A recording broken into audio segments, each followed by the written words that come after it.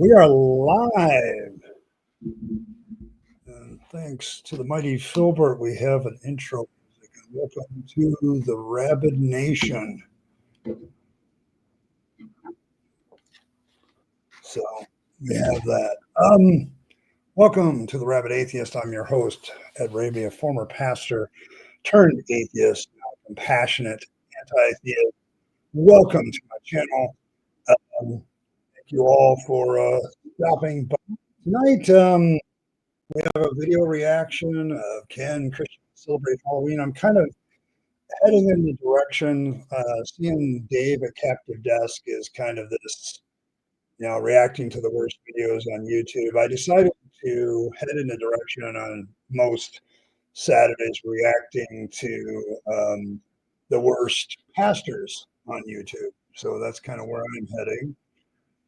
So we'll see what happens there. But we'll just keep motor along that direction. So I'm looking at ministers, religious beliefs, things like that on Saturdays, so we can have fun with that and utilize that. So that'll be a good time. So and then of course just a few reminders. I do unlike the fireside chat time on what will now be Mondays, I do ask you to be a subscriber to participate in chat. It just gets rid of my theists that just want to ruin my day, and yeah, so we'll see what happens, but we'll do that. And then it's just a protective measure. You can always unsub later, I suppose, if you want to, although I think I'm pretty good to stay sub too. So there you go. That's me being slightly egotistical.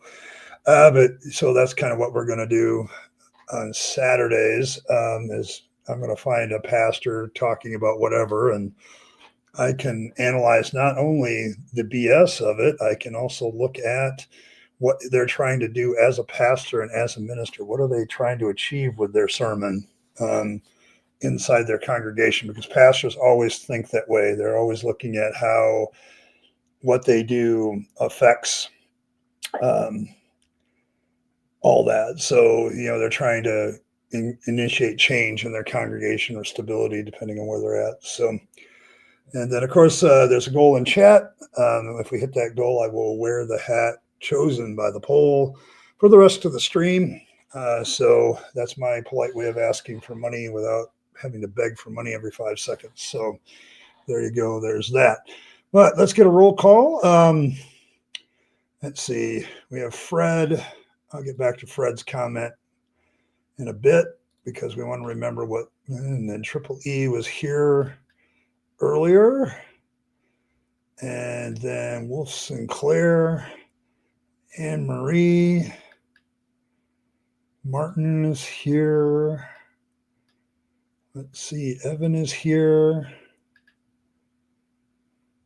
And the lovely, wonderful lap in which our Lord naps, I killed Earl is here. I've got some more artwork from Earl if you hang out through the stream, so we'll deal with that. And I think that's it. All right. Let's see. I do have some artwork from Earl that she gave to me early before the stream because she wants to actually participate in the stream. So I do have some of that, but I'm going to show some of that later. It may, as we're reacting to the video, some of this artwork might be very, very appropriate. So we'll see. The horrors that Mr. Pastor Mark Driscoll wants to make us aware of with Halloween, I think is just going to be amazing stuff, I'm sure. So there's that. Oh, and I saw the cranky elder god has arrived fashionably late, as always, sometimes early. Be late, be early, it doesn't matter. Yes, praise Fangs if you want. Fangs doesn't.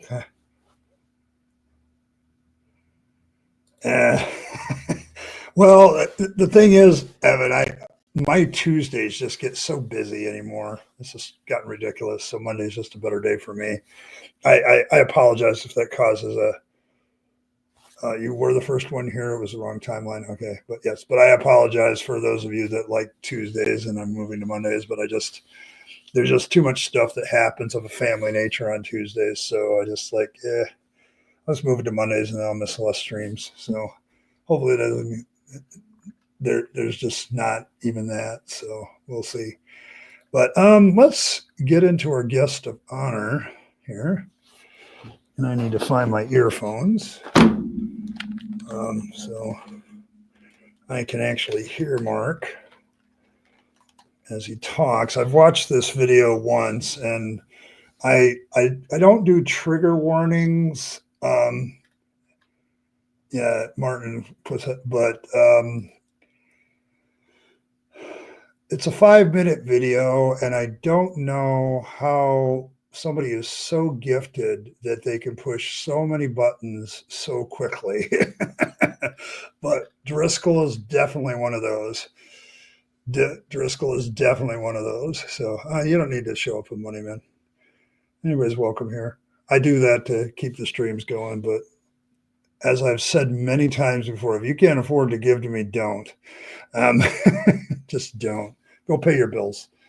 So let me get Mark up. Like, wife and I should Christian. All right, so let's get this all queued up. I don't think I need to make him super big. He's not doesn't have any graphics or anything. He's just yapping. So yeah, thanks, Fred. Appreciate it. There's one. So 4 more. And I may delay the hat until we're done with the video because my other earphones are being obstinate. So my earbuds are just like not playing fair today. So for some reason, I don't know. The whole internet has been weird. So at least for me today. All right. So this is Pastor Mark Driscoll. He's going to tell, he's apparently either on a podcast or something, and he's been given the question, can Christians participate in Halloween? Now, Halloween, as a lot of you overseas people might have problems with Halloween because Americans get weird on Halloween. Like we have this tradition of Halloween. It's like my favorite season, favorite time of year thing. You know, you dress up, the kids dress up, they go around house to house, trick or treat, get the candy. We dress up our houses and stuff in spooky attire. Every bad horror film, good horror film comes out. I love Halloween because it gives me a chance to cosplay and nobody thinks it's weird. So it's a good time. It's like a good time. But last week I did the Satanic Panic video, and the reason why this is related is because during the Satanic Panic, a lot of things came under fire, and one of the holidays that came under fire was Halloween because, you know, it's the devil's holiday to Christians. Now, what Fred did is a little Google research for me, so he saved me the time. But Halloween is like a Celtic festival of Samhain, and the Celts aren't the only ones that celebrate that time of year. There's the Norse people do, and Germanic, and the saying something's Celtic is like saying it's Northern European. So, yeah, so it's like the idea is the harvest season where the time between the living and the dead gets thinned, the barrier, so to speak. And this is a lot of like modern fiction that does like urban fantasy, like Jim Butcher's Harry Dresden series. This is the reality of it. Like the veil between the living and the dead on Halloween becomes very thin on October 31st. And then Christians came along and merged it with All Saints Day or All Souls Day. And it actually means All Hallows Eve, which is the eve of All Saints Day. So it's actually, the weird part about Halloween is it's kind of a Celtic holiday that got co-opted by the Christians and then mishmashed together. And so back in the Satanic Panic, the question began to arise, and this is an old question. It was around when I was a kid. It's been around all the time about should Christians celebrate Halloween? And I remember growing up in this environment, and for those of us who have deconverted out of it, I will say this: he's gonna trigger a lot of your memories if you were back in the day. Like some people have mentioned that their tradition didn't celebrate Halloween at all, and some people are still spooked out about it. it still affects people to this day because churches constantly have to ask this question: are you going to celebrate Halloween or not? And it's funny because it's All Saints Day, which is a Christian holiday, mixed with Samhain, which is a pagan holiday.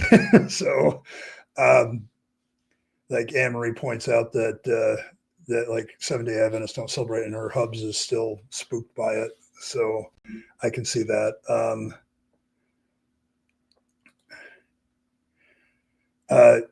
You wanted to place good nose with Fangs nose. It's a theological question, takes precedence. Fangs is not all knowing. Fangs, you could say Fangs is confused. Fangs wonders. Fangs' knowledge is dependent on where bunnies are. So, like, he can see through any rabbit's eyes, hear through any rabbit's ears, and through his followers as well. Like, if you are a human follower of Fangs, he can hear through your ears and see through your eyes. Some of you do some really good porn. Some of you, most of you don't. So, but yeah, he does. He has a limited knowledge, but he doesn't really knows. It's not God knows. It's not goodness knows. Fangs knows. He might. Fangs might know would be a better expression. He might know. So there's that. So there you go. But yes. So I don't know. Let's see. The King Day, truly magic day. Truly on time, yes. Christians can celebrate anything they want. The better question, should they based on the supposed precepts of their belief? Yes. And that's kind of what this guy's going to deal with. So, yeah, Fangs doesn't care. I mean, Fangs could know, but he might not tell you either. Like, he's that way. The gasp. You're here. We're here. Good. Okay, there we go. Yeah, and the thing is, Kyle, there's a lot of reasons I think Christians that oppose Halloween oppose it. And I think a lot of them are pretty obvious. Like, when you compare some of the horror stories and spooky stories and stuff like that, and then you walk over to the Bible, there's not a lot of difference. So no, there's that. Hey, Philbert, thank you once again for your song. My intro and outro for now. Yes, that's the point. Yeah, it's kind of the point I was making, Cranky. I wanted to warn everybody. Whatever you're doing there, Fangs is a fertility god. He knows. He knows. All right, well, let's get to Mr. Pastor Mark Driscoll here, because he's asked the important question: should Christians celebrate Halloween? And I do have to warn everybody, he's going to hit a lot of people's buttons with this, because he says a lot of stuff unrelated to Halloween very quickly that is probably going to get some of you maybe upset. Don't get upset at poor Mark. I feel sorry for him. So, should Christians participate in Halloween? So Halloween, my wife and I disagreed about this when the kids were little. And now we do actually agree, because she was right. And when I first got... Okay, I have to pause there. I have to warn Mark, if he watches this video, you have to be very careful about saying that your wife is right in Christianity. They might take away your Christian man card. So, they might point out that it doesn't matter if you're right or wrong. You're the authority of your house. So therefore, whatever she thought or whatever her opinion was, even if it was right, you don't go there. So I don't know. I think you're on dangerous water there, Mark, if you're going to remain a fundamentalist. So, married to Grace, I thought, well, it's kids dressing up, it's eating candy, having fun. I'm pro kid, I'm pro candy, I'm pro fun. Grace was like, but there's so much demonic, like witchcraft, zombies, vampires, skeletons, and also the way that grown women dress, it's reprehensible. Okay. So, all you grown women that dress up for Halloween, do you find that your dress is reprehensible? I'm very interested in that question. When I heard that, I'm like, okay, so we're giving our wife props for being right in her opinion, but then we're going to take a pot shot at women when they don't dress appropriately. Yeah, the authority of the house is a pretty hard. But yes, he like goes after witches and zombies. There's so many things demonic about Halloween. So that what he's done here in the first few seconds is kind of put the Christian argument about Halloween in perspective. Like you have, it's just kids dressing up, going around getting candy, saying trick or treat. Um, and then his wife comes back, but there's so much demonic about it. There's witches, there's zombies, there's demons, there's devils, all that stuff. And and then he has to, and the way adult women dress during Halloween is just, yeah. Well, see, and that's what I try to point out. Lich Jesus is perfectly fine. Like what he's taking a pot shot at is like the horror aspects of things in Halloween. But it's interesting that during this little presentation about the demonic, he has to inject the women don't dress right. And yeah, it's very patriarchal at this point. I'm sorry, Fred.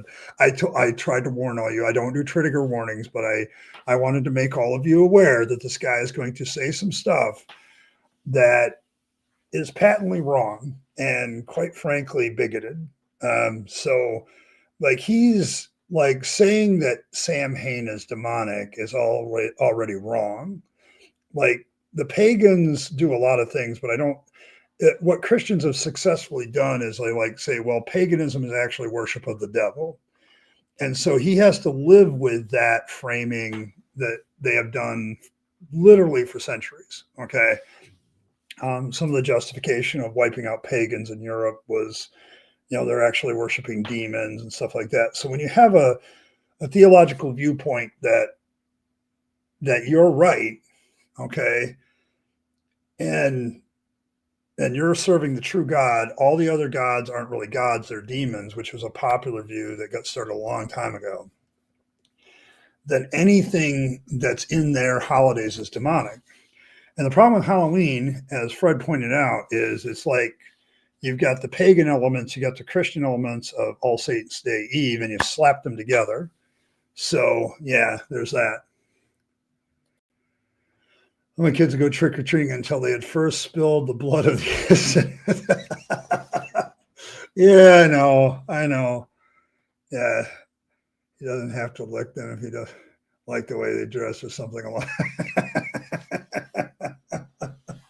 Yeah, I mean, it's like I'm totally of the opposite opinion. I absolutely adore the way women dress during Halloween. So, I mean, some of the creativity that goes into some of that is just amazing. And, I can always tell a guy's got a quote unquote lust problem if he's always complaining about how women dress. So, so there's that. Yes, all fun is sinful. And that's kind of the point I'm gravitating towards, because when he was first married, it was like, oh, it's kids, it's fun. And then his wife convinces him, no, it's not just kids and fun, it's sinful. And I'm like, yeah, prove to me that sin exists. Okay. Prove me a God that cares enough to give commandments, and in violation of those commandments is sin. You got to prove those three things to prove the existence of sin. And I'm unconvinced. So there you go. Let's see what else he can say. And so we had a little disagreement about this. And so Grace was flexible with me. And I was like, well, if they dress up like a baseball player or a princess and we go to people's house that we know that are neighbors and they get candy and we have fun. But I would say now that I've gotten a little bit older, it seems to me, maybe it seems to you, Halloween's gotten even darker. And it's now. I don't know, Michael. But this part really bothered me when I first heard it, because he's basically saying Halloween has got even darker. It's the perception of it is dark. it couldn't be possible that his perception of Halloween has changed. Okay, when he says that, what he's basically saying is, I my perception of Halloween has changed, and to me, it's gotten darker. I don't think it's changed a bit. Okay, I don't think it's changed an iota. I think it's his perception that's changed. It's always been a fun day. Yeah, as he gets, yeah, this is why I'm saying, Cranky, like he has to be careful with that kind of language in a fundamentalist church because they'll take away his man authority card. And so I don't know. Yeah, the older he got, the more pathetic he got. My observation at this point was like, it's not that Halloween has gotten darker. It's always been what it is. Um, it's more of your perception of what goes on at Halloween changed. Your opinion about what goes on at Halloween changed. Okay. And so, yeah, it's like he's speaking, and the problem is he's speaking as a pastor, answering a question from a congregant or a viewer of his podcast or something. And so he's a spiritual authority who's now changed his mind about Halloween, so everybody else should as well.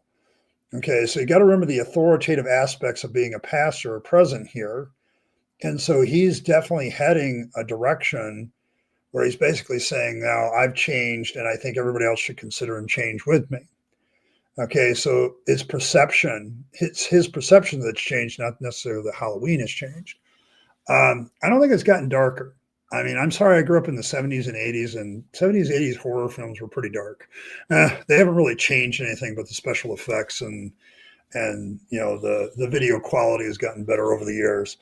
But the plot is pretty much the same for horror films or suspense or things like that. I mean, I've told people as a writer, I realize that we're all writing the same 7 and 8 stories. We're just changing the characters and the backgrounds and the environment to make it interesting. And so I just don't. My problem with Mark here at this point is that he doesn't seem to realize that just because his perception changed of Halloween doesn't make it right. Okay, but he is going to immediately assume that because his perception changed, therefore what is right about Halloween has also changed. Okay, so he's that kind of aspect of it. Creating sin with evil morality is good. Yes, there's a lot of things. And the hypocrisy of that has been pretty evident in the church over the years too. Yeah, it has sexy pizzas. There you go. Darker are fundy shades he's wearing. Oh, okay, yeah. Yeah, he's putting on those fundamentalist shades and the world is getting darker. It's getting more evil. And if you already are bent in your psychology to look at everything as sinful and evil, what he's basically going to say is to his congregation, I became more discerning about evil and where it hides. And now I see evil under every rock. And Halloween has a lot of rocks. So, yeah, fundamentalist party people. When I was a teenager back in the 80s, my youth pastor gave all a cassette from Mike Warnke about the evils of Halloween. You too. You and me both, Philbert.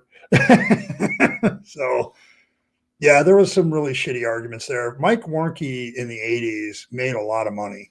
Like he made a lot of money.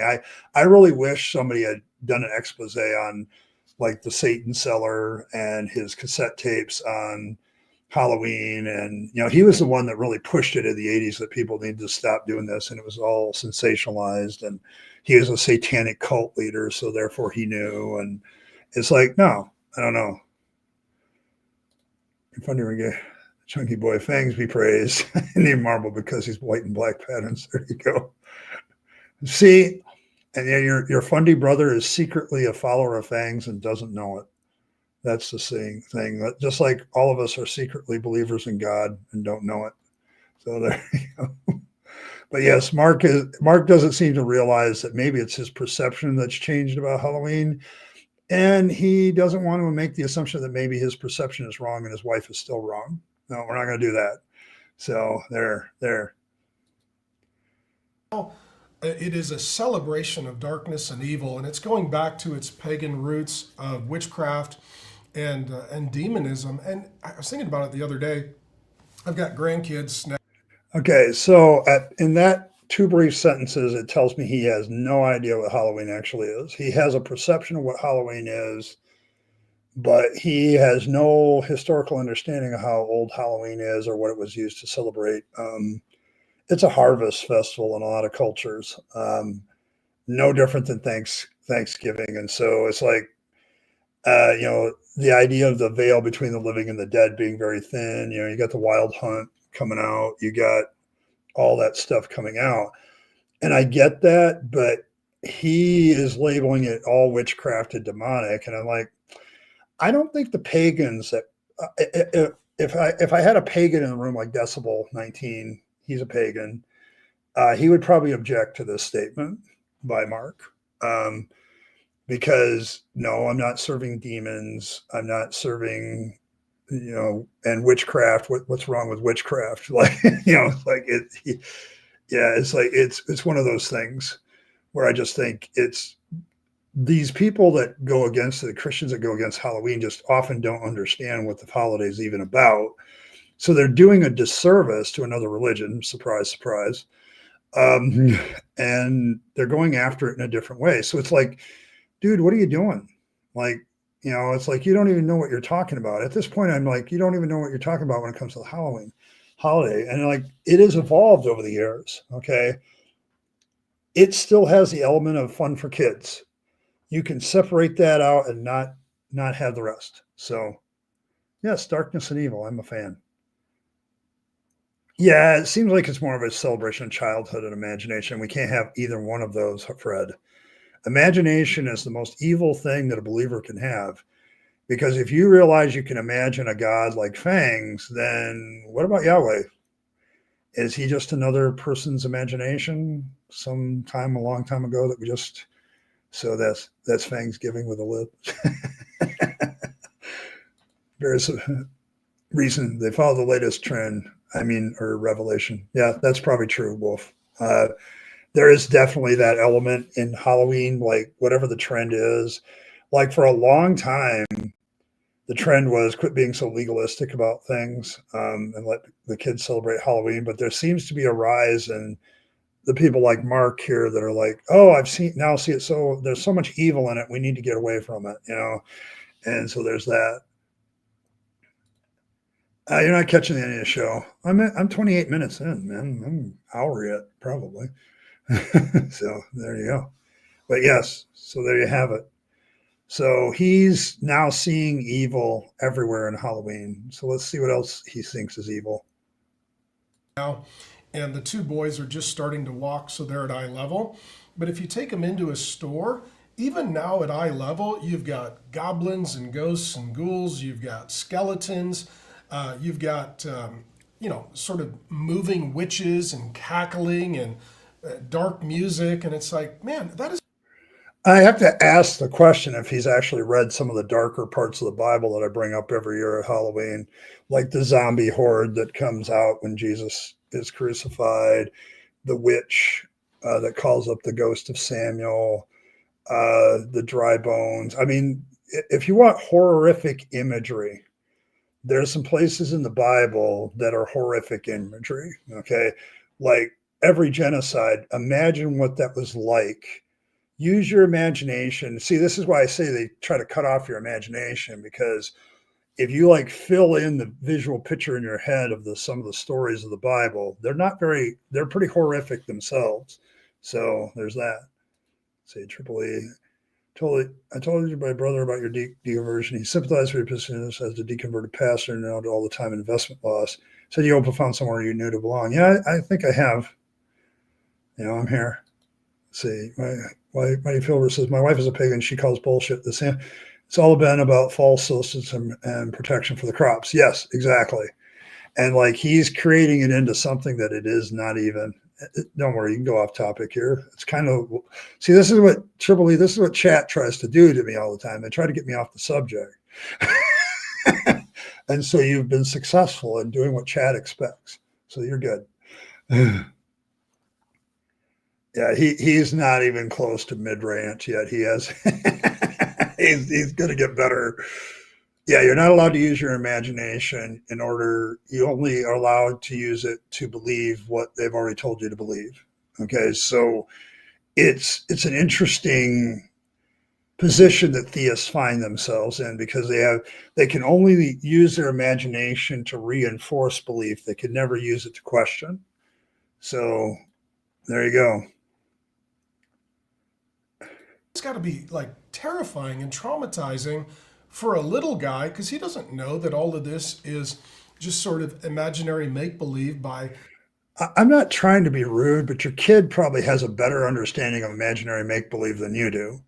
Okay. Like, that's where kids live. Like, I watch it in my grandkids all the time. Like, they are some of the most imaginative people I know. Like, they can turn ordinary things into extraordinary adventures. The idea that a child can't understand that this is just make believe, I, dude, you do realize that you adults go and do your make believe at church every Sunday, right?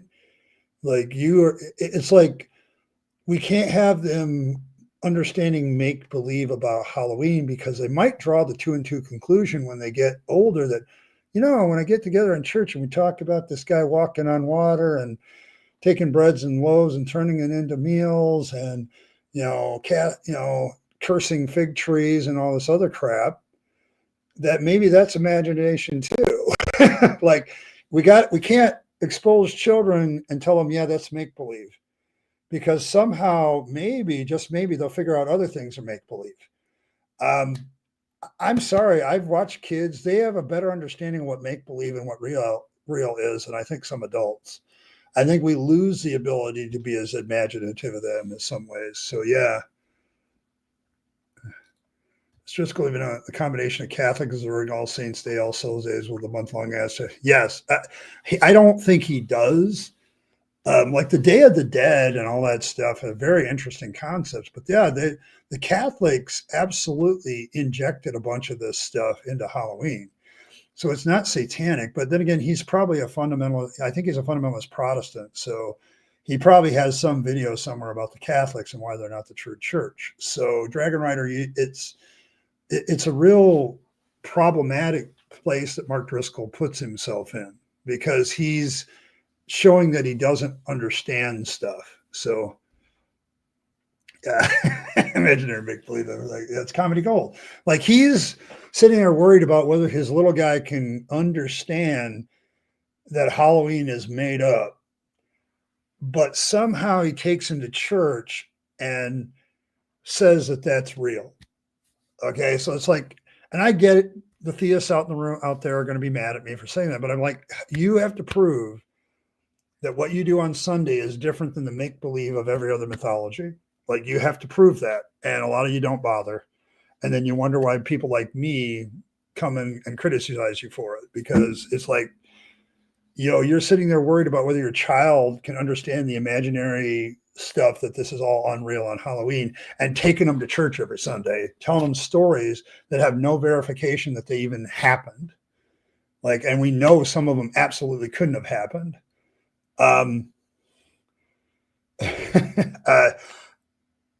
Yeah, I agree with you, Michael. It's like comedy gold. It really was comedy gold moment. So yeah, I don't know. It just, yeah, he's not that self-aware, is he? Hey, so wait again. Fangs doesn't care. He knew your troubles, sympathized with you, and realized, given his nature, his powers, he really couldn't do anything for you. So, so there you go. But yeah, it's like, I got to that part. I'm like, dude, you literally like tell people about a guy who walked on water. You talk about 10 plagues in Egypt, killing whole bunches of people. You have a God that genocides people and slaughters entire civilizations. You have,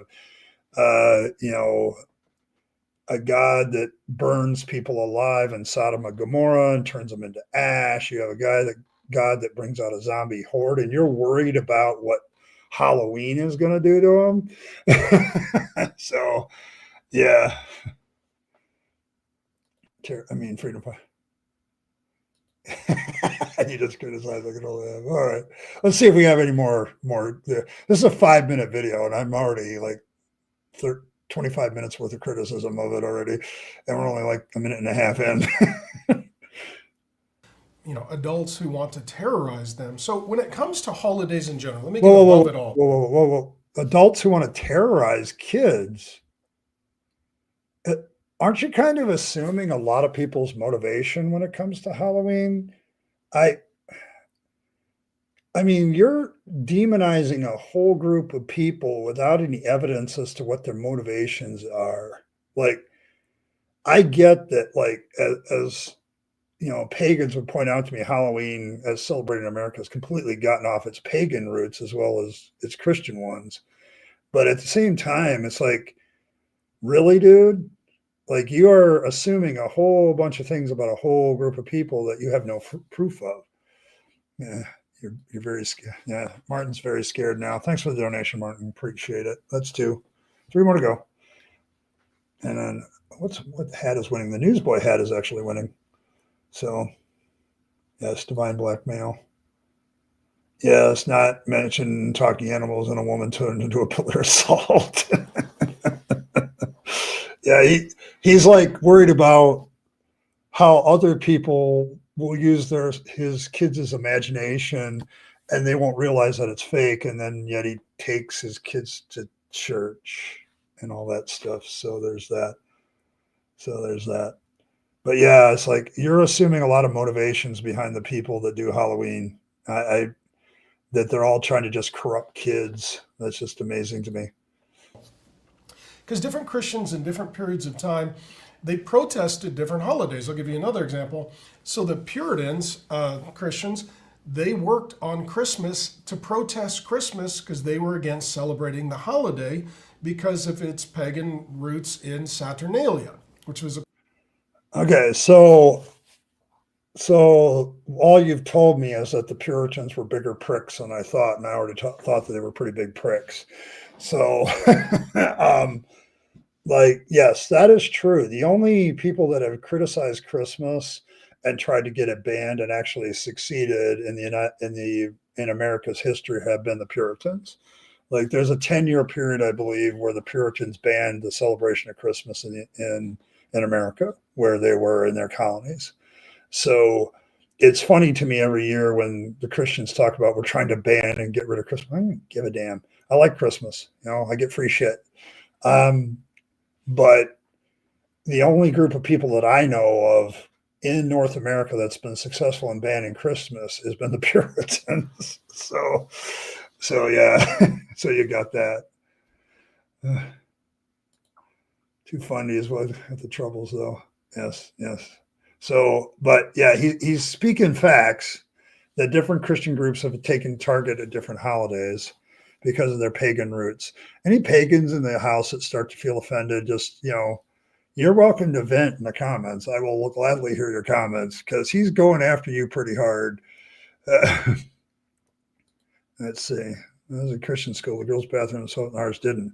So they stole their soap for the boys. One of the boys asked if I was afraid of getting boils because I was stealing.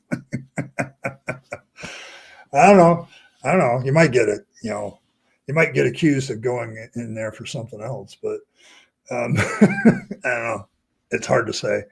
But yes, this Mark is always a little bit fun here because this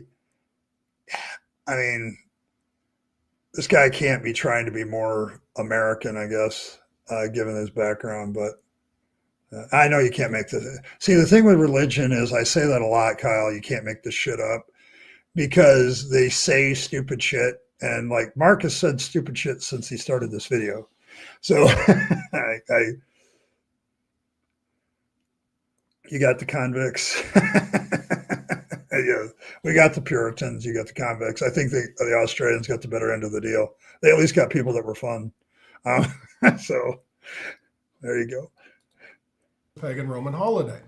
The Jehovah's Witnesses, of course, a cult, they do not celebrate birthdays because the only people in the Bible that celebrate their birthdays are demonic pagan kings. And okay, so now he's taking a pot shot at the Jehovah Witnesses. I know I have a few JWs in the audience, or former JWs. So, and he just flat out backhands calls them a cult.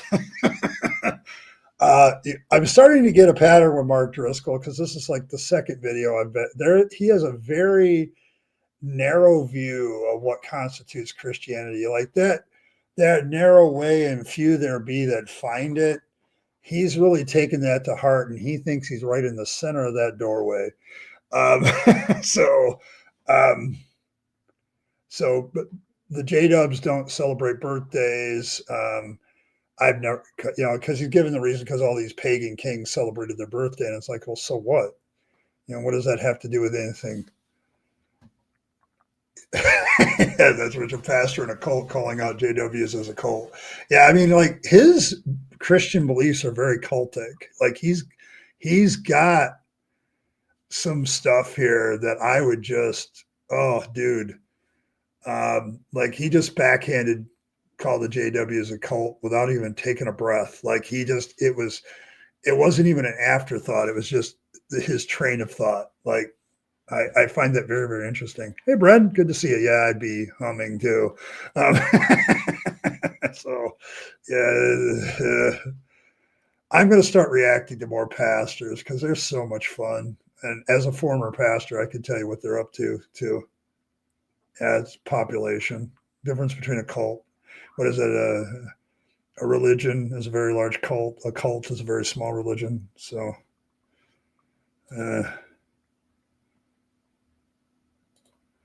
they claim, if I remember right, that only 2 times birthdays are mentioned in the Bible resulted in bad things. John the Baptist beheaded and forgot the one. So what they're basically saying is bad things happened on birthdays to righteous people. So he's not even really getting that right.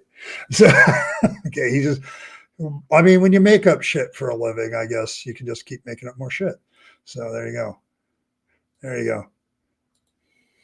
So they will reject birthdays. So the question is, when it comes to different holidays, first, I guess this is what comes to mind. Is it really a holiday? A holiday is a holy day. That's what it means. Okay, so we're going to use a very specific definition of what a holiday is instead of what the more common definition of a holiday is, which is just a celebration on a specific day over something. So he's got to inject his holiness aspect. Yeah, I'm sure it is. I'm not sure his shit is real though, but like he has to. Oh, we got to pull out the etymology and pull out the word holy out of holiday. And that's what it's supposed to be. It's supposed to be a holy day.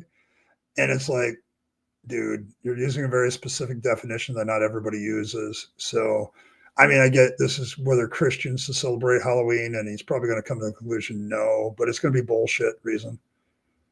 Let's see, Genesis 4:20 minutes. Now it came to pass that there's Pharaoh's birthday. They made a feast for all the servants. Okay, and that led to the execution of the chief baker. Okay, so bad thing happened on Pharaoh's birthday. Bad thing happened at birthday celebration where Salome, did her erotic pole dance and managed to get the head of John the Baptist, which is kind of a creepy thing because it's like it was Herod was hanging out with Salome's wife or mother, so like he's getting off on his squeeze daughter. So it's kind of a creepy moment too. Creepy Bible moments for 200. So yeah, I think it is because pastors use apologetics constantly. Like they're not apologists. They don't dedicate themselves to it, but you have to explain a lot to people of how this is real. And you have to come up, you have to be very imaginative in a certain vein as a pastor. You have to keep coming up with stuff that keeps the faithful faithful. And that's a hard one. Yeah, they kind of are. It's like when you go through the Bible, Amory, and you get a definition of sin, it's like everything human and everything fun.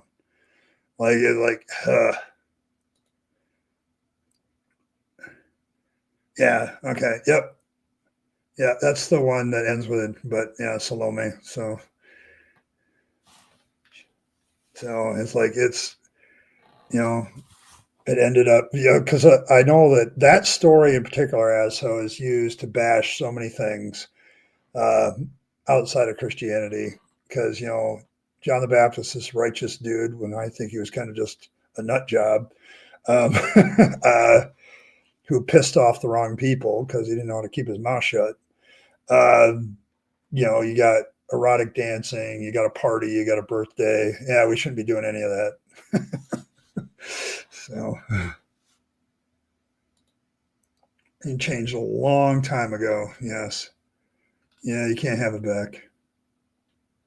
Yeah, you can't have fun if you're spending all your time. At least John. Okay. Uh, Lost daughters. You're the neighborhood J-Dub expert. There you go. Fun if you're not sinning correctly. Kid, meaning of sin is that what I was getting, but Sky Genie Party yes. There you go. Wife and party, yes. Well, you should read that story, Martin. I think Asho put the verse references in here, but read it. It's basically like Herod has got a new main squeeze. Okay, he's got a different wife now. And John the Baptist called him out on it and said, it's not lawful for you to have your brother's wife, okay? His former brother's wife, okay? And according to the Jewish law, that's true. He's not supposed to have it, even though, like, other biblical characters before the law had sisters as wives, but apparently now, and so he calls him out on it, and so he gets arrested. Well, he's having a party on his birthday with his new wife, and it's his wife's daughter, Salome, that dances. And Herod likes to dance so much that he's willing to give her up to half the kingdom for it. And that must have been some really good erotic dancing, I swear. But because it got, he's like looking at his new wife's daughter. And so it's like, okay.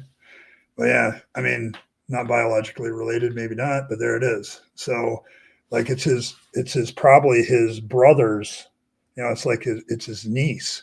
So so it's like, yeah, give me the platter of John the Baptist. Yes, there it is. Prompted by her, so her mother used it too. So there you go. I mean, you want to talk about a dirty story right there in the Gospels. It's one of the dirtiest if you really think about it. So, but yes, there's that. Oh yeah, she's around. She was here earlier. She actually gave me a bunch of artwork. So, but yeah, I've got some artwork to reveal later. So you all want to hang around for that.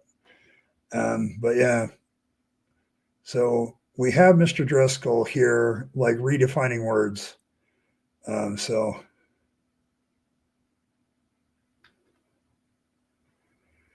all right.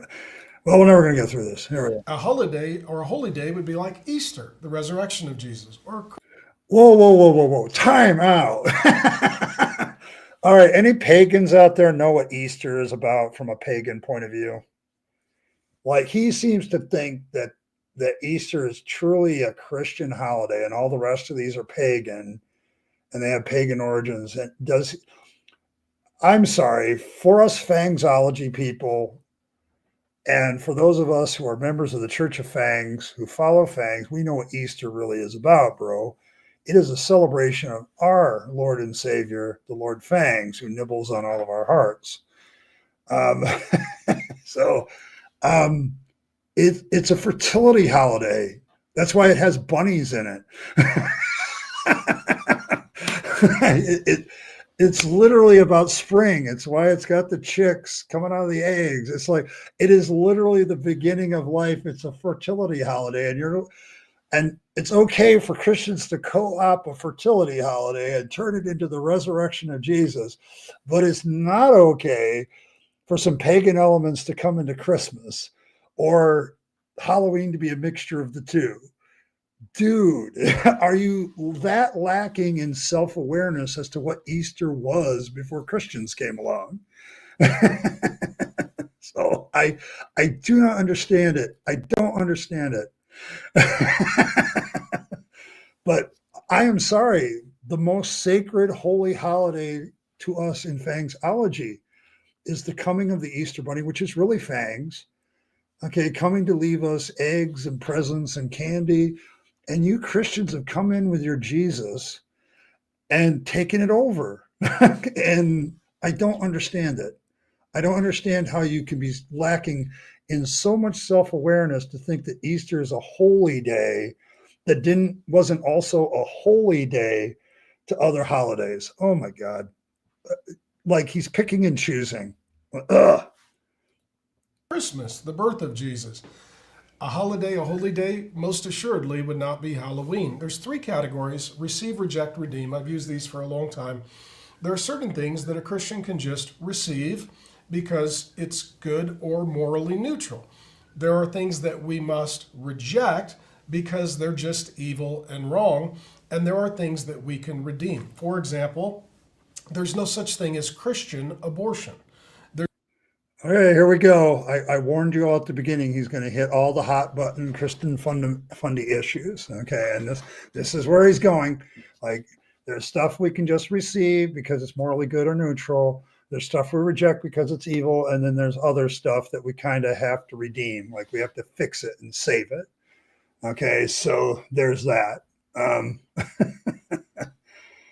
Oh, thanks, asshole. 5 gifted memberships. Let's see. Alphon Respido, Nikki Perry, Eric Missions, Scuzz Hopper. The fire grows. Okay, you all got it. Wolf got one. Yes. No. I don't see Wolf on there. No. See, that's the problem with gifted memberships. They're kind of random draw. So, yes, it's typical cherry picking. Yes, the Easter Bunny is an avatar of fangs. That is official doctrine of the church. Okay. This is the holiday that Fangs comes out and gives gifts to. It is his holiday. It is a fertility holiday, and it is his holiday. Like Easter has always been the foreshadowing of the coming of Fangs in the modern era, as projected by the rest of us. It is the most holy of holidays for us who follow Fangsology. It is the day that he generally comes to earth and gives us all the things that we love: fertility, candy, fun, all the things that humans enjoy. He's there. So, so there you go. But yes, but thank you very much, Asso. I appreciate the gifted memberships. So thank you very much. Yeah, he's better. I'm sorry, Fangs is just a better God to serve at Easter. Jesus is kind of, he's always trying to get Michael one. And let's see, there's 22 people in here. Not all of them are members, obviously. So he's always bottom. Yes. It's the same as second Brecky. Okay, there you go. Yes, they don't seem to understand very much. But yes, he's like going to do this: receive, reject, redeem. So it's a nice alliteration. So kudos from a ministry point of view and doing a sermon point of view. Though, they all start with R. There's 3 points. He just has to add a poem, and he's got a perfect sermon. But, we're going to receive the things that are morally good or neutral. We can take those into our lives out of the world. We reject the things that are evil. And then if there's something that's been corrupted by evil, we can fix it. So redeem it. So there you go. Brilliant work, Mr. Mark. You've got your alliteration. You got your stuff. Yeah, that's pretty much. Yeah, we're going to be eating stuff that's not good for us and making love. Like that's the whole purpose of Easter. Let's make babies. So there you go. Or not. I mean, you just have fun with it, not make any babies. I'm sure rabbits make a lot of babies on Easter. Yeah, I know. You can still get them if you come later. I know that. So it's possible. Yes, there's abortion. He just hit abortion. Okay. Wait. There's no such thing as Christian adultery. There's no such thing as Christian drunkenness. We need to reject those things because there's no way of those being holy and used for the Lord. Okay, so let's see. We got adultery, we got drunkenness, and we got abortion. So he nailed all three of those big moral hotspots. So the problem I have with the whole him saying there's no Christian adultery, then there's a lot of Christians that have committed adultery that aren't Christians apparently, including many notable ministers. Like it happens so often now in big churches. Somebody gets stuff, yeah, they're done. And then, as Martin pointed out, David got drunk. Jesus created wine for a wedding, and the guy in charge of the thing is, why are you bringing out the good shit now? It's like it really is that. So there's that. Somehow secretly believe everything but what they're against God for rebellious motives. We reverse that with thanks? Yes. His wife must have been jealous of my ISIS costume. Well spoken, Shirley. Yeah, I mean, I think the problem with Christians when they deal with a holiday like Halloween, and I'm preempting because, I love Halloween, so there may be a lot of Halloween stuff on the channel for streams on Saturdays for a while, because to me, if the Christians can get Christmas as an entire 3-month affair, I can do Halloween for 2 months.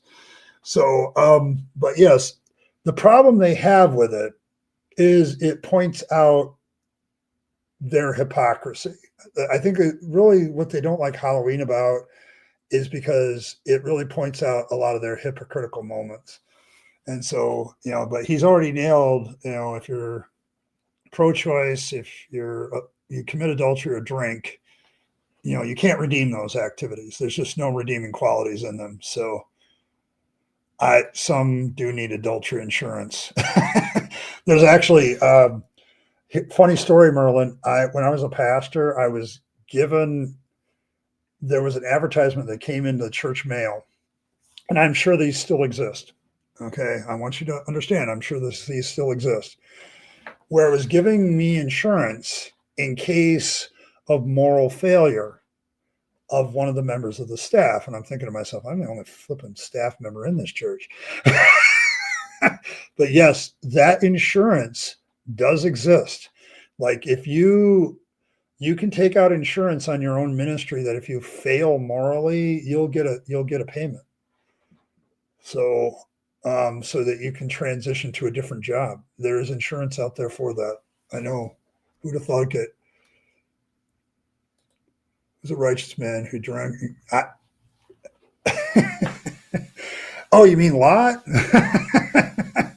After his wife gets turned into a pillar of salt, they're hanging out in a cave. The two daughters don't think there's any men alive or any men that'll touch them, so they get their father drunk and have sex with him and get pregnant. So that's always a good story. That's a good bedtime story. That's also a really great children's story for Sunday school that never gets told. So he has her own faith.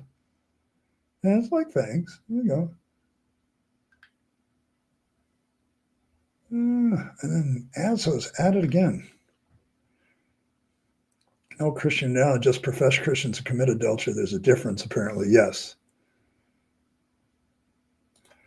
Yeah, it's very subjective, but Bren, you're hitting on the key element of any sermon. There has to be a lot of subjectivity to it. Like you have to be able to hit the feels. As a former preacher, okay, I had to hit the feels of everybody in the congregation. And so alliteration is nice. Something that's easy to remember is nice, all that stuff. So yes, but yes, you have to have that. You have to have this emotional subjective appeal, okay, for a lot of this, because when you're doing, there's stuff we can receive, there's stuffing we have to reject, there's stuffing we can change and fix. That's very subjective, but it's done so on purpose. Okay. It's basically self-help books, but put in religious garb. So, yeah. No. It doesn't protect you from getting caught. It just protects from the consequences. That's what the guy was advertising. Like if if I had engaged in moral failure and had that insurance, I think it was the payout was like $25,000. Um, so that if I lost my ministry because of it, I could get $25,000 and and transition my life, so to speak. Something that no, it's funny because often wondered how many pastors took that. Like I always did. So one more time, I'm trying to hit it. Yeah, another gifted membership. Let's see who got those. Uncle Fox, Tom Schott, Master Bleck, Dave Krasinski, and Jonathan Sirda. All right. So all of the Bible. Your problem is you have really poor aim, Hasho. I'm not going hunting with you. I feel in danger. I just feel in danger. Yes, Fangs feels fine error. Yes. Yeah, it really, listen, if you listen to a lot of sermons, it's self-help books repackaged in biblical stories or garbs or principles. Like a lot of what happens if you read some of these Christian books on marriage or whatever, there's some secular book on marriage that they have absolutely ripped off. Okay. But then they put it in, these are biblical principles. And so the person that they ripped it off from can't really sue them. So it's like, so there's that. Well, there you go. That's the only thing you apparently have good aim on as a. So if you lose your faith, you get insurance, screw around and pay for your retraining. Not the worst deal, not cheap either. I assume loads of customers need it. See, that's the thing. I don't know. I wanted him to punch just the basic data of how many people he had sent that to, how many people had actually responded and actually started making payments. Because I would have been very curious as to how many ministers that are in the pulpit thought that they needed adultery insurance. Like I know the person, they said adultery insurance as a joke, but I know that it actually exists. So it's like, it's not a joke. It's kind of a funny reality. So yeah, you don't want to hunt with that. So same reasons. So greatest protection because people don't want to constantly keep up the pressure. Yes. Yes. Normalization of this stuff. Yes. All right. Things that we can redeem. I would say, for example, I would say a birthday. A birthday is something you can receive. You can celebrate. This is the day that God brought me into the world, and this is the day that I entered into God's destiny for my life. And so even though birthdays aren't mandated or even celebrated by God's people in the Bible, it seems like if we're pro-life, we can celebrate the birth of life. The hard question are things like Halloween, and that is, can we redeem them? Okay, so birthdays are okay because we can inject a lot of pro-life stuff into it. Yeah, that's the question I had too. Like, do you pay because you already are screwing around and you want the money? There's so many there. So yes, yes, yes, yes. So yeah, I don't know. I have a lot of questions. I had a lot of questions when I received it in the mail. I was a pastor and it was my second church. I was in the Assemblies of God still. Gosh, I was in my early 30s. So early mid 30s at the time. And it's like, really? Adultery insurance? And I had also, how private is that information? Because, he had a lot of things on there about privacy guaranteed and all that. So there you go. God, that was mom, doctors and nurses. There you go. Yep. Not a gift from God. Just a lot of hard work by mom and a lot of professionals. Is there a way to celebrate in a way that would be honoring to Christ and good for conscience? This is where There are different holidays that you've got to consider. For example, like Pride Month, that's a quote unquote unholiday that we need to reject. There's no way to redeem it. Okay, there you go. All you guys that are pride oriented, I told you we'd get to you. Sooner or later, this guy was going to. I am amazed at how many different groups of people in this short video this guy has gone after. He's gone after the JWs. He's gone after pro-choice. I mean, like, he is so politicizing this little talk of his. So he doesn't even consider Pride Month a holiday, which is fine, I guess. But he's like, there's nothing redeemable about it. Yeah, this is at the point, Anne Marie, I was like, yeah, he's a bigot. Okay, I don't normally use that term. Yeah, your whole month is Sin, Sin. There's no redeemable aspects to June now. Oh my gosh. And it's like, oh, can we in good conscience do this? I am so glad as a deconverted person, I don't have to think this way anymore. I'm like, can I do this? Can I not do this? Because is it pleasing to God or not pleasing to God? I now look at it and go, is it harming anybody and is it consensual? Like, if it's harming somebody, no, we probably shouldn't do it. And if it's not consensual, we definitely shouldn't be doing it. So outside those parameters, is it safe? Is there any intentional harm going on? Is everybody doing it out of free, they choosing to do it, not being forced into it? I judge things a lot differently now than back in the day when I was a Christian. I'm like constantly going, is this good for conscience? Can we redeem this? Can we fix it? Kind of thing. So I know people I think deserve, none of them are fictional characters. You have an LGBTQ sister, and that ends that for you.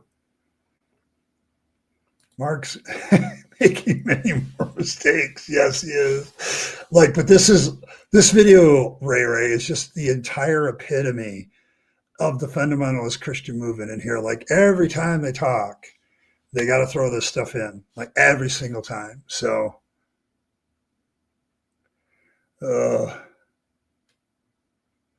yeah, the only reason to sin is have fun doing. I agree with you, Fred. But yes. All right, here we go. There's no way to do, trans for Jesus. When it And then he topped it. There's no way to do trans for Jesus. So, LGBTQ, trans, all unredeemable according to Mark. So there you go. It's official. I would say as the chief representative of the Church of Fangs, that all that stuff is your own choice. You do you. It's your life, it's your body, it's your stuff. As long as you're not harming anybody else and it's consensual, I'm done. I don't like the guy anyway. Well, he does mention zombies, Martin. Completely blissfully unaware that there's a zombie horde in Luke. So, yeah, he's definitely fundamentally illiterate. Oh. comes to Halloween, when Grace and I were first married, her view was we need to reject it. Mine was we can redeem it. I would say that the Christians can hold either position. I don't think as a Christian you can just receive it and say, we're going to do witchcraft and demonism and darkness and sorcery and seances and all the drama. I would have said we can redeem it. And some Christians try and redeem it with something like Okay, so he's getting back to the original point, which is, can Christians redeem this holiday or not? And when he was first married to his wife, he was more along the lines of, in other words, as time went by, his wife made him more into a dick. Whereas, like, I don't think it's redeemable from a Christian point of view. And she was like, no, there's just too much demonic Satanist stuff. And it's like completely ignoring the actual origins of the holiday, which have nothing to do with Satan or demons or anything. That's a Christian thing, not a pagan thing. Yeah, there's a lot of bullshit here. And so as my political science degree is also raising its hackles, because this is pure grade A propaganda at this point. Like, he is absolutely taking an issue notice that this is supposed to be about whether Christians can celebrate Halloween, but look how many other issues from a Christian fundamental point of view he couldn't help himself, but also put him in this. They had to be put into this. So there you go. Again. So yeah, so it's like, yeah, it's like he just doesn't transfer Yahweh, transfer Jesus. There you go. There you go. JC is going to want a word. I don't know. I worry about JC. 24J, 24J. Oh, maybe you can open a restaurant. Serve duck. Duck's Y. Great name, by the way. All right. Yeah. Reformation Day, or celebrating the Protestant Reformation and the Reformers, which was around the same time, which is just a weird homeschool way of trying to redeem it with odd Puritan costumes and no candy, which tends to reduce the fun. So now that I'm a grandpa, summary, I can't receive it and just celebrate it with my now 4 beautiful grandkids. If their parents want me... And that's the sad part to me, Mark. You've gotten so serious about your religion that you can't even have fun with your grandkids with a holiday that would be perfect to have fun with them, that doesn't have anything to do with Jesus, the Bible, nothing. And your mind is so warped into this religious mode that you got to judge everybody else. And now you're judging yourself and what your grandkids do. I got 9 of these beautiful baby grandkids in my life.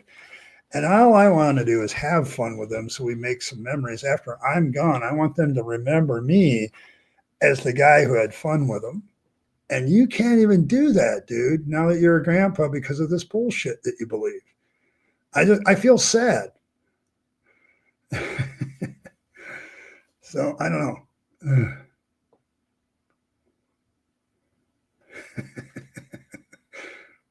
Is it a kosher duck? I don't know.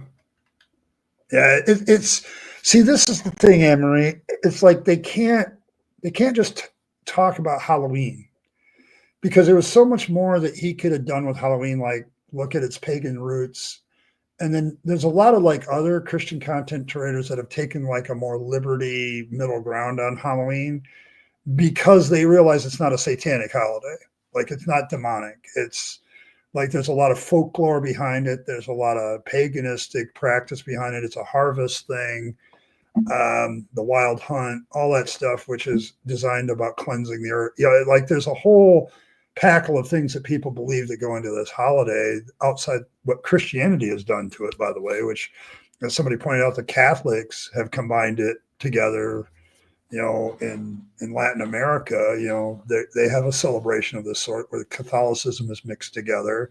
So it's like he could have, instead of doing all the national Christian nationalist stuff that he throws in here, anti-trans, anti-LGBTQ, you know, pro-life, instead of making all his political social statements in this, he could have delved into that a little bit deeper.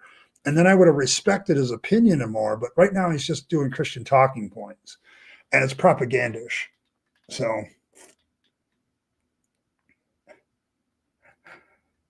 he moves his hands too much. So do I.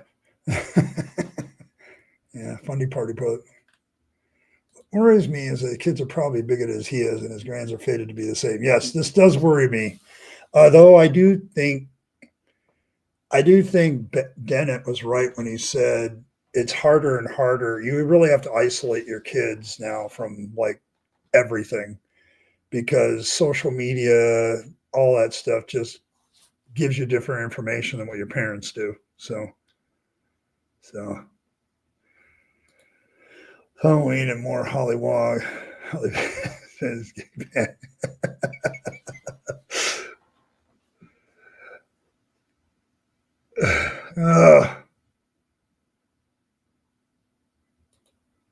going to find my hole for being a fake atheist. You're a fake atheist? Oh, I'm sorry. I don't have time for that. to reject it, I'll reject it and honor their parental authority. And if there's a way to redeem it, it would be actually not calling it Halloween or having anything to do with Halloween, buying them presents, buying them treats, letting them dress up, have lots of fun, and not be involved in any of the nonsense, but just make it a special day with Grandpa. If their parents want to redeem it, that would be my go forward plan as of now.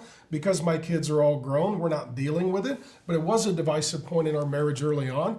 And honestly, I think Grace was right. Today, I would lean more toward the reject. Should Christians participate? Okay, so we finally got to the conclusion that he would rather reject it now, but when his kids were growing up, he didn't, which is actually pretty typical. What would Mark dress? Okay.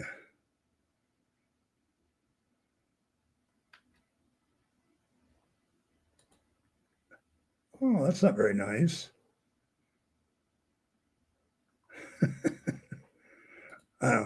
What would Mark dress for as Halloween? I don't know. I tell you what, though. I was just amazed at how much stuff these Christians put into this stuff when it's like I can't I can't do it anymore. It's like I remember thinking this way, always trying to keep my life pure and trying to define what purity was. And it's like, it's not about purity. Let's quit worrying about keeping ourselves uncorrupted. Let's start worrying about doing good things in this life and making people's life easier in this life. I don't know what Mark would dress up as Halloween. I mean, would he consider dressing up as Jesus sacrilegious? Some people do. Like, I'm going to dress up like Jesus. He's my favorite person. Oh, that's sacrilegious. You can't dress up like Jesus. Only Jesus can be Jesus. You can't even pretend. So call it 2 boxes. You call a condo. There you go. See? Yeah, but I don't understand. I guess I don't understand the desire to keep myself from evil anymore, and I'd rather go the other direction of trying to do the most good I can with the time I have remaining and enjoy it along the way. Probably a saying he's never heard of. I'm sure some of you can think of some funny ones. All right. With that over, let's shift gears, and we have some new artwork from St. Trailer Park. I don't know. But we have some new artwork from the lovely I Killed Earl. And I want to share some of it with you. Last stream, she talked about how she was working on her avatar a little bit more, being the lap in which our Lord naps. And so she's done some work along those lines. She's done some other characters. So we do have some art coming up here. And she sent me a few things. One of the things, this is for Earl, she has been working on herself, being the avatar in the photographs a little bit. I'm kind of down. The night elf with the top hat has kind of been mine. So we have our own saint here, and that's I Killed Earl. So, and so she came up with this one as her own. This is kind of reflective. She's kind of reflecting who she is in cartoon form. And I'm seeing something in Earl's art where I can see that she's using less prepackaged elements and really hand drawing a lot more. And so I can see what she's doing here, and it's truly reflective of her, I think. And she's trying to get herself. So I called this one her self-portrait, and I'm down with it. So yeah, she got a big ear. We're all night elves here. So yes, she always is hearing things. Yes, but this is kind of her avatar now, and she's kind of been changing it a little bit. But I have been of the privilege, because I get to probably see a lot more of her artwork than most of you, except what I show on the show. And I saw her growth over these last 6 months, where she's moved more and more to expressing herself and expressing You want to be a breakfast elf? We'll make you a breakfast hobbit. It makes more sense. You can have second breakfast.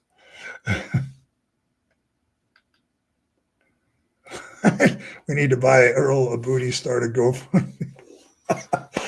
Yeah, she's kind of got that in this picture, doesn't she? Yeah, so because she also appears as a Care Bear with a peach on the front, so that's reflective of her flat fanny, as she likes to say it.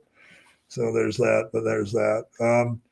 And then she also sent me somebody else. She did because she has. This is the big piece that she sent me to start this off.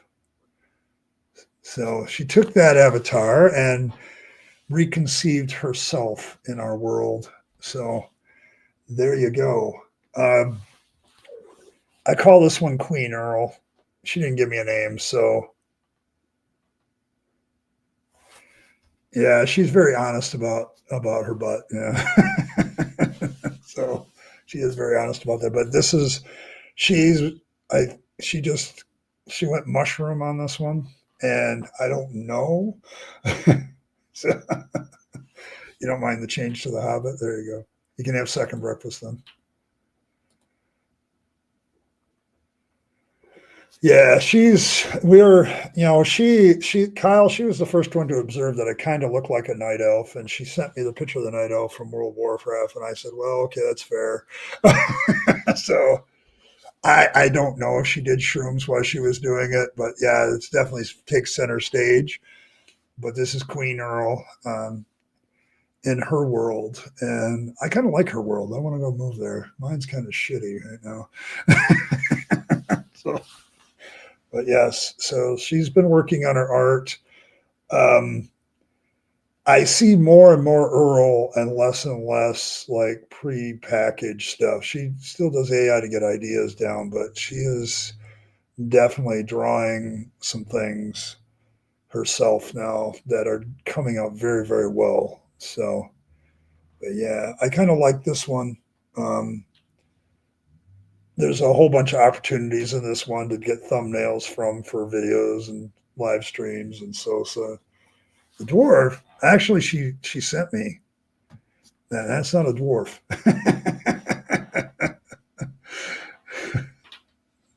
Third breakfast. Well, isn't that 11 Z's? Is third breakfast? Yeah, don't toss the dwarf. No, but yes. But yeah, but this is kind of her latest work. Yeah, I kind of like it, and I'm definitely going to incorporate it. She also sent me. We're working on a new banner for the channel, so she sent me a rough draft, and we're going to probably kick that back and forth for a while before we get a final version, but we'll see. But yeah. So that's the latest from Earl. I don't think she sent me anything else. Tell you what, here. Now that I've got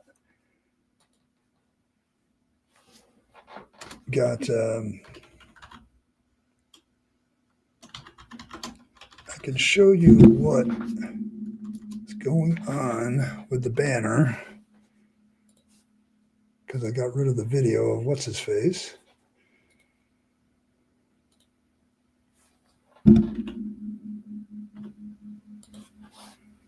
And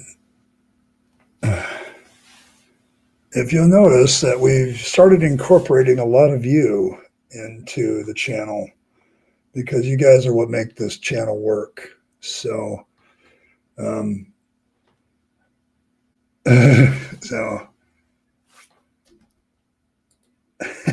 it's going under. I'm not going to do that. But yes, yeah. So this is the work in progress that is the banner. So you can see she's incorporated a lot of the elements over the last 6 months. Yeah, her imagination is just amazing. She sees and does things visually. I can imagine a lot of them in my head, but there's no way. I've tried many times to take what goes on in my head and put it on paper, and it just doesn't work. Um, Earl has a gift for it. So, but yes, but this is this. I wanted fangs in it, um, so kind of got to. And I definitely wanted. I said we need to incorporate some of the regulars, and you know, they'll all be wonderful classic characters that'll just kind of dot the channel for years to come. So you guys are awesome. You guys make this channel. I appreciate you. I mean, all the joking aside, all the banter that we do back and forth, you guys really make this a lot of fun to do.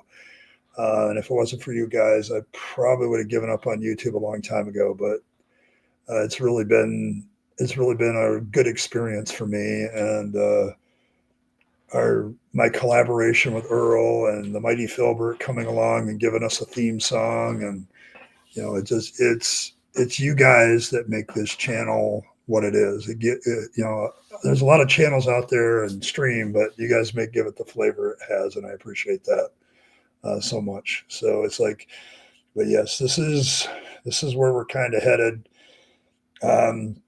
This is the rough draft, as she put it. So there's nothing final in here. So we're gonna see what we can do. But yes, there's been a whole crazy cast of characters that have come by for streaming, and we wanted to make sure that they got in. So we're heading in that direction. So, and we can always edit it later. That's the beauty of stuff these days, is you can edit and update. And it's not like back in the day where you had to have a final copy and it had to be perfect, and you couldn't change it after that. You can still do that. So, but yeah, she's definitely, her imagination has definitely been part of what I love to do. So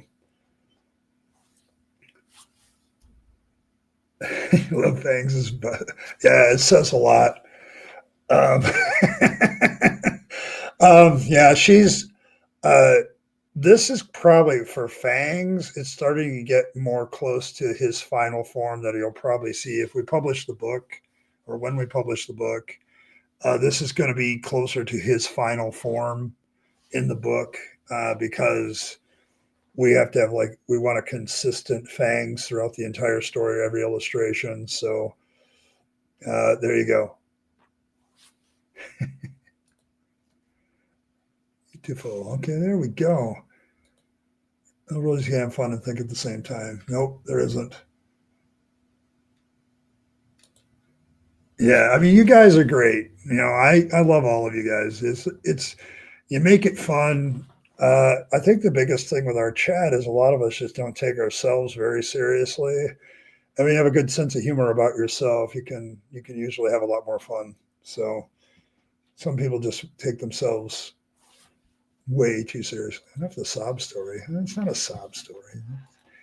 You guys are good. You're good for me, and I think you're good for each other. Created a nice community here. So I appreciate all of you. So, but yeah. So here, I wanted to, hold on. But I also wanted to remind everybody, this is also new, and I want to make sure that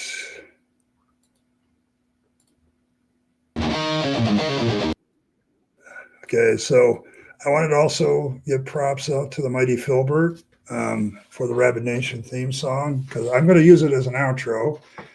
But you never make fun of yourself. You should.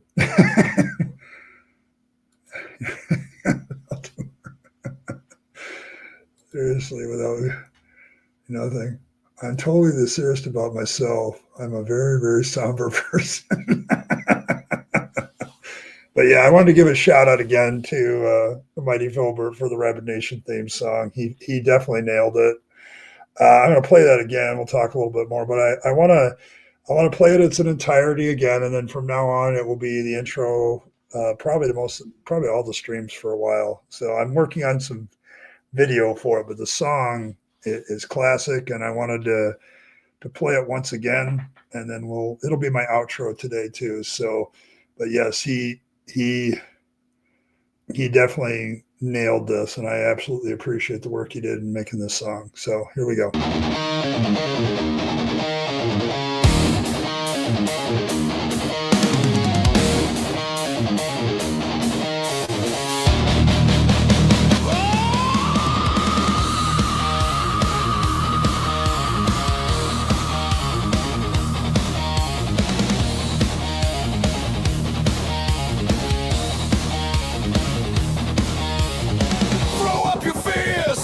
to take a stand, bringing the truth to a fucked up land.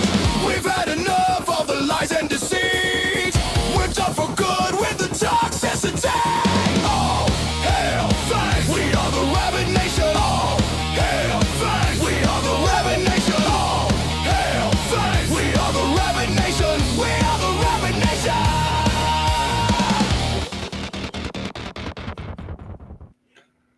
I have to give props once again to Philbert. Outstanding work. I absolutely enjoyed that song the moment I heard it. Oh, you're very welcome. Yeah, that was ASO. ASO handed out 10 memberships today. So thank you very much, ASO. You rock. As always, I may have to steal Dave's You Rock song. So yeah, it's an amazing song. I really liked it. And we are the Rabyd Nation here. So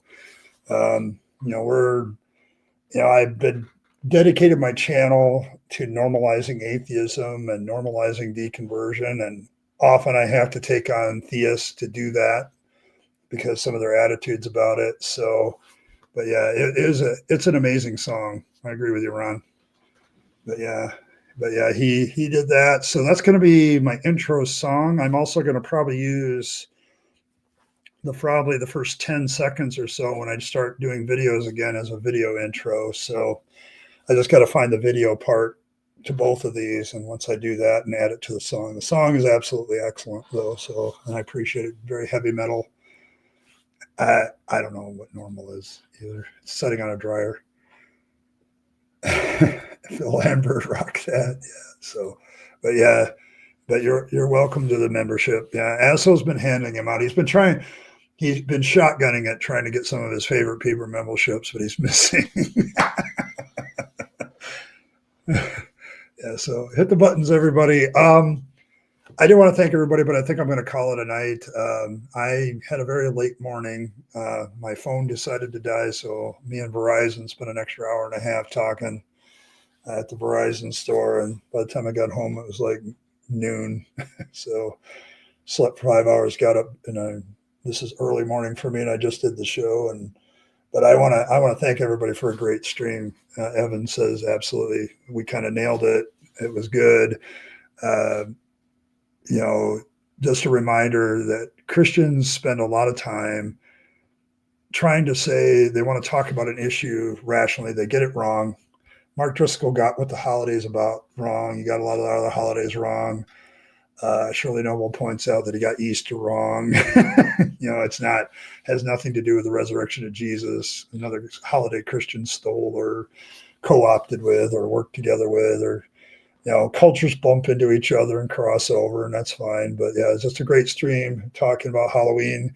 I'm probably heading this direction with a lot of my streams on Saturday. I'm going to let Captive Death take on the creationists and other nonsense, and I'm going to take on pastors when they say nonsensical bullshit. So either it'll be from their podcast or directly from a sermon. Because I'm a former minister, I was a minister for 20 years. I can not only give you why they're wrong, I can also give you what their motivation is in trying to keep their congregants in line and how that works. So I definitely want to do that. So that's kind of where I'm heading. Thanks everybody for stopping by tonight. Appreciate all of you. May our Lord Fangs nibble on your heart with sharp pointy teeth, and may he sink his teeth into your vegetables and save them from religious corruption. Make sure you eat your carrots. Carrots are the only truly holy vegetable there is. You can make them more holy by circumcising them, by taking off the tip.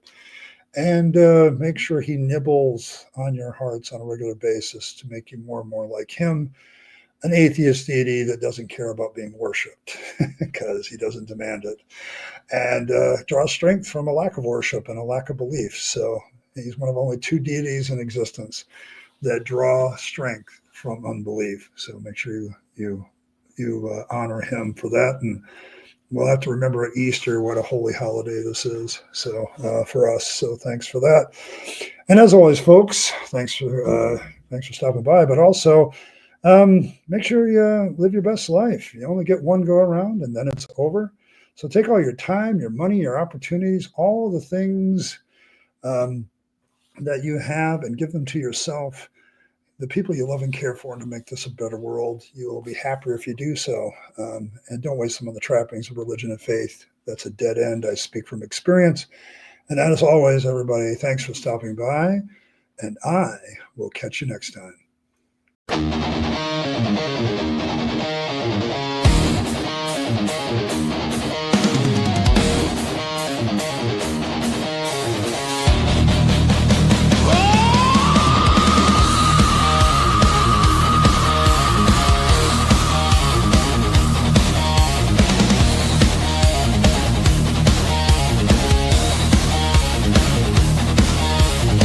Throw up your fears, it's time to take a stand.